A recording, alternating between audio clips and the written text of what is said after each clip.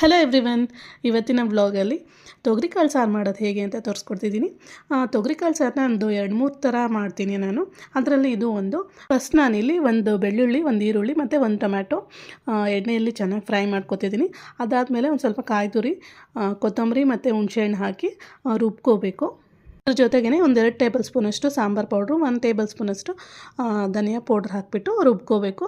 ಅದಾದಮೇಲೆ ಒಗ್ಗರಣೆಗೆ ಸಾಸಿವೆ, ಕರಿಬೇವು, ಈರುಳ್ಳಿ, ತರಕಾರಿ ಅಂದರೆ ಆಲೂಗೆಡ್ಡೆ, ಬದನೆಕಾಯಿ ಮತ್ತು ತೊಗರಿಕಾಳು ಹಾಕಿಬಿಟ್ಟು ಒಗ್ಗರಣೆಯಲ್ಲಿ ಚೆನ್ನಾಗಿ ಬೇಯಿಸ್ಕೋಬೇಕು.